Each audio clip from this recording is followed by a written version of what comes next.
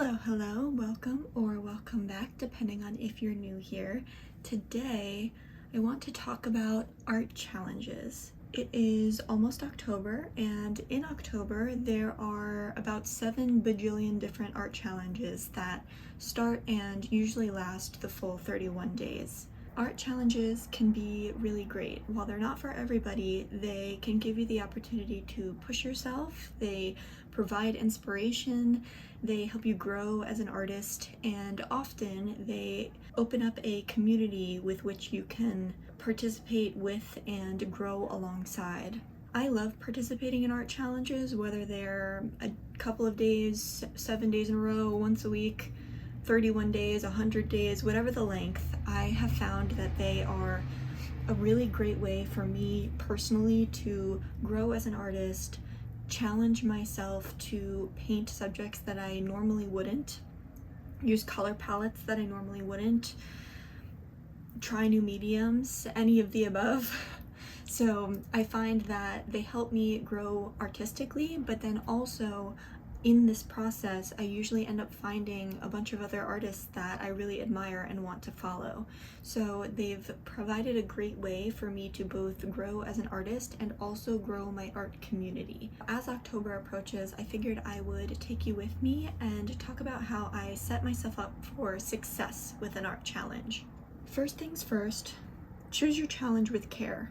This might sound a little bit silly, but especially in October when, thanks to Inktober and all of its many spin-offs, there are so many challenges to choose from, it's important to pick one that you actually want to participate in.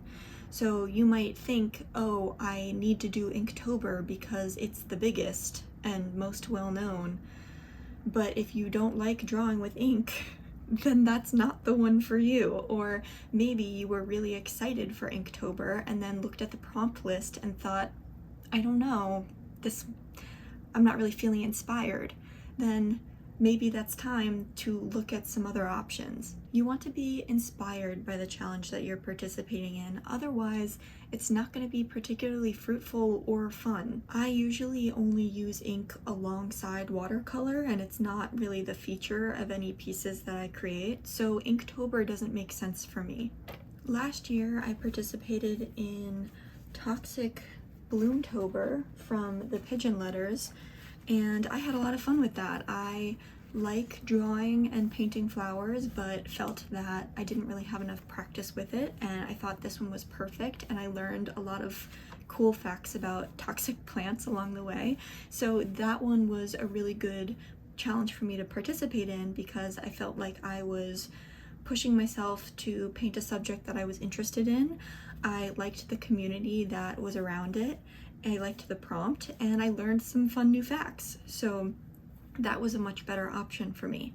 Whether you gravitate towards a specific subject, medium, a specific color palette, there's bound to be a challenge that will work for you, and you just have to find it. This year I've decided to participate in Peachtober, which is hosted by Furry Little Peach. I will link the prompts below in case you're interested in taking a look. It doesn't specify medium or anything, and I'm really interested in the prompts, so that's the one I've decided to go with. And now that I've decided which challenge to join in on, the next and arguably most important step is to set realistic goals and expectations for your challenge before jumping in. It is so incredibly easy to get burnt out during an art challenge, especially if you look at a prompt list and say, this is so exciting, I love all of these prompts, I'm going to create a whole complicated composition every single day and it's going to be great, and I'm going to come out of this with so much great work, and I'm going to do a full page every single day. Some people can do that. I admire those people. I think that's great. That is not realistic for me. I know that if I told myself that I was going to participate in a challenge and do full page compositions every single day, that I would fail miserably. I would get a week in, I would get really stressed out, and frankly, I wouldn't have very much fun. You have to really think about what you can realistically achieve during the time frame of the challenge and push yourself without overwhelming yourself. For some people, this means maybe participating every other day in a 30-day challenge, or maybe you do twice a week. Maybe you know that Tuesdays and Thursdays are a less busy day for you and you can commit to always doing Tuesdays and Thursdays during the challenge. Or maybe you look at the prompt list and you choose your top 3 for each week and commit to doing those sometime during the week. Or you could do what I do and do prompts every single day, but on a smaller scale. So instead of doing a full page spread, I know that I can handle participating every single day if I do a smaller, less time consuming, almost doodly piece and build up a spread or a few spreads over the course of the challenge. And often what I'll do when I do this is pick sort of a secondary theme to run through and try to connect the prompts. So for World Watercolor Month last year, I ended up having kind of a cat theme that went through the pieces, and I had a lot of fun with that. I just kind of built up the spreads as the month continued and connected the pieces wherever I could, and I had a lot of fun with that. I didn't get overwhelmed, and I found that that's what works for me. So this way I am kind of stretching myself creatively and making art every day, but I'm not overcommitting myself to a stressful schedule. So for this coming October, I've now established for myself that I am participating in Peachtober. I am going to try to paint every single prompt, but I am going to try to do it on a smaller scale. So now I have that in mind when I move into this next month. My next tip would be to decide what medium or mediums you are going to use in advance.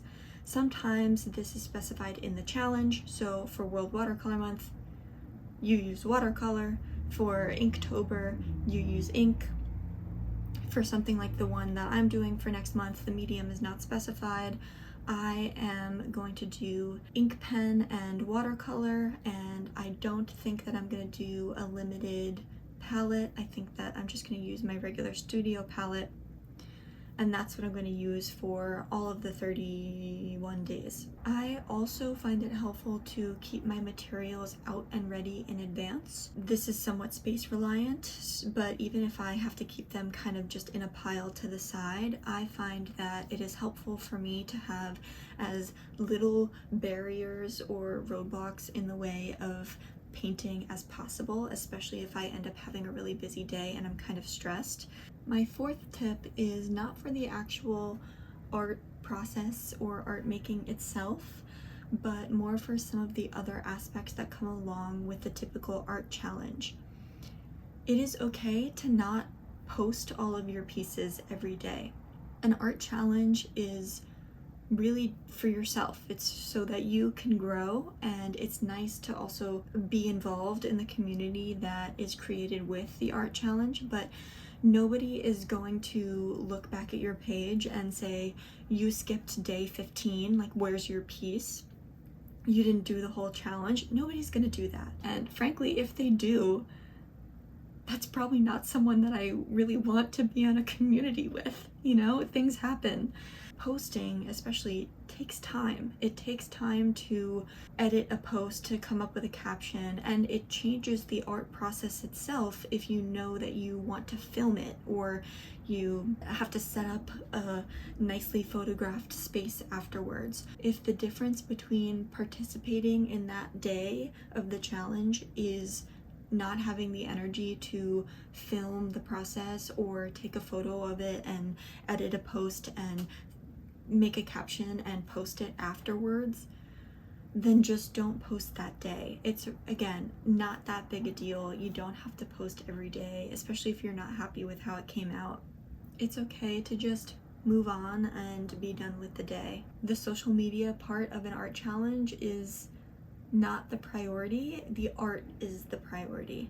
On the other hand, my fifth tip is that if your goal going into or one of your goals going into an art challenge is to grow your community of artists that you are connected with, make sure that you are actively engaging in that community aside from just posting your art.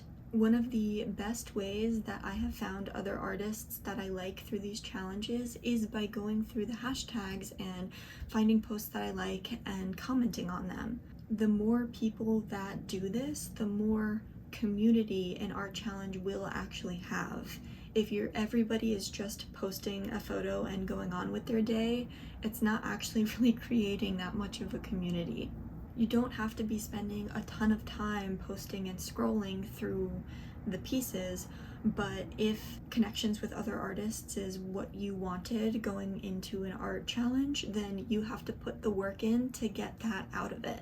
And you have to keep in mind that that is something that you'll have to allot time for in your schedule as you think about how much time this is going to take up during your week. My sixth tip, and this might sound a little bit counterintuitive, is that if you are a week or 2 weeks or even 3 weeks into a challenge and you're getting burnt out, or frankly you're realizing that you're not enjoying it, just stop.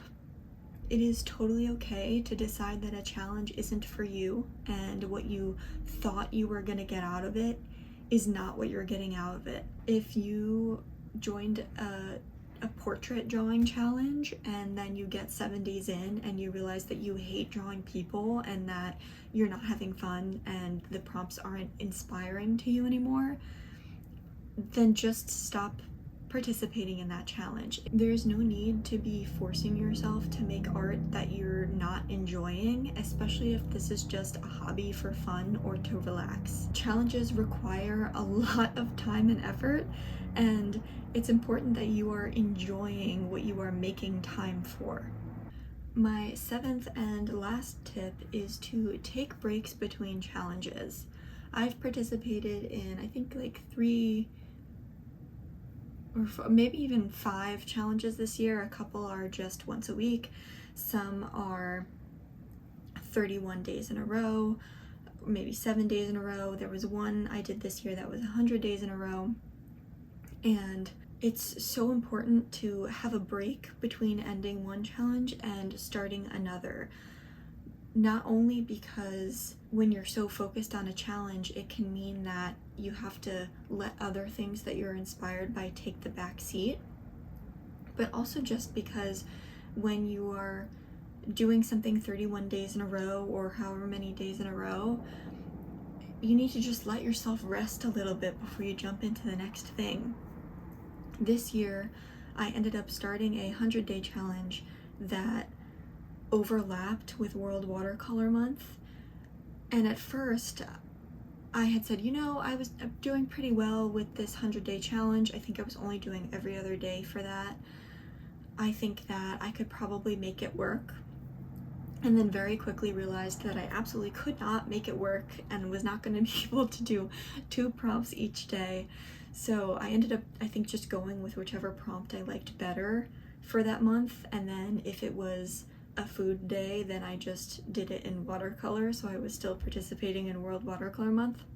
And I think that it was just a really long time. I was definitely getting tired by the end, and I had a lot of experiences during that time period that I was inspired by and wanted to paint but didn't have the time for because I was doing the challenge. It's important to make time to have your regular art practice and not just be in the middle of a challenge all the time. Basically, just a little bit of organization and planning can really make a huge difference in setting yourself up for a successful art challenge. You can make the challenge work for you, your art practice, and your schedule, and set your own measures of success. And once your challenge is over, don't forget to look back and see how you've grown. Think about what you've learned over the process, if you've learned anything new, if you have found a new subject that you like, or a new medium, or a new technique, or maybe you've learned some things that you don't like. either way, there are things to learn from, and since you've put all of this time into these challenges, remember to take a second at the end to celebrate what you've accomplished, good or bad, and think about what you can take from that challenge going forward. Anyway, so that is what I have learned for myself and my process over the last couple of years, and I hope that it helps you set yourself up for success in whatever your next art challenge is, whether it's this coming October or later on. If you have any tips or thoughts on art challenges, please comment them below because I would love to hear them. And if you've made it this far, as always, I really appreciate you. Please leave a like and consider subscribing, and I will see you in the next one.